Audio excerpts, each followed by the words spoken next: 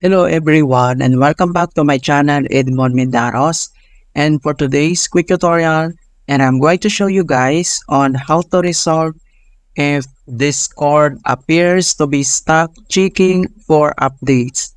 So Discord is an instant messaging and VoIP social platform which allows communications through voice calls, video calls, text messaging and media. Communications can be private or take place in virtual communities called server. So parang sim lang din siya ng Zoom meeting mga kaibigan. Kung paano ba natin ito i-fix, and without further ado, and let's go ahead. So ituturo ko sa inyo mga kaibigan ang mga pwede nating gawin or solutions para ma-fix natin yung problems by updates. Okay? So, dito lang sa ating keyboard ay press mo lang yung Windows logo plus letter R and pop up itong run. Okay, so dito sa box ay kailangan lang natin i-enter yung command keyword na %local updata %. Okay, so kailangan mo lang i-type yung %local updata % and then press mo lang yung OK. And madadirect tayo dito sa update local setting. So, ang next step ay kailangan lang natin i-locate dito yung Discord. So, kailangan lang mag-scroll down and then i-locate yung Discord. So, dito siya. So, kailangan mo lang i-select yan. And then, kailangan mo lang mag-double click. And then, next step ay kailangan mo lang i-locate dito yung update.exe. Right? So, ito siya. So, pag nakita mo na yung update, so, ang gagawin natin dito ay select mo lang siya and then kailangan mo lang mag-right click and kailangan lang natin itong i-run as administrator. So, itap mo lang yan. And then, if you receive user account control, and then i-click mo lang dito yung yes. Alright. So, kailangan lang natin itong i-run as administrator.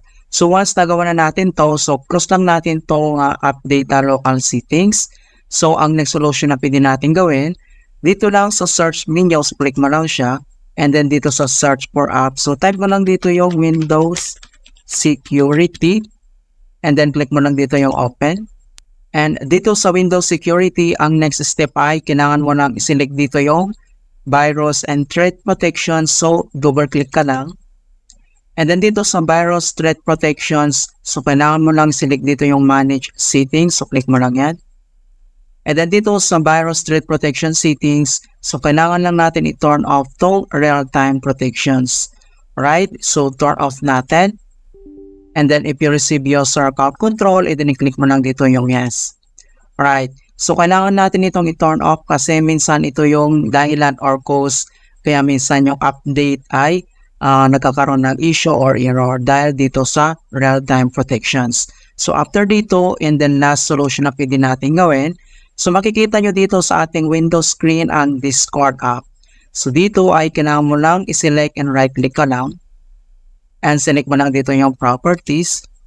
And pop up itong Discord properties. So ang next step ay dito lang sa taas kailangan mo lang i-select dito yung compatibility. So click mo lang yan.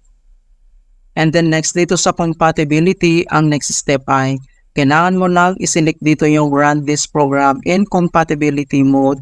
So, i-check mo lang tong box. Dito, dito sa compatibility mode, i-check tong box. And then next, click mo lang yung arrow na yan and select mo lang dito yung Windows 8. So, after dito, and then click mo lang dito yung apply. And then click mo lang dito yung OK. And then next step, dito lang sa start menu at kailangan lang natin mag-restart. Okay, so click mo lang ito.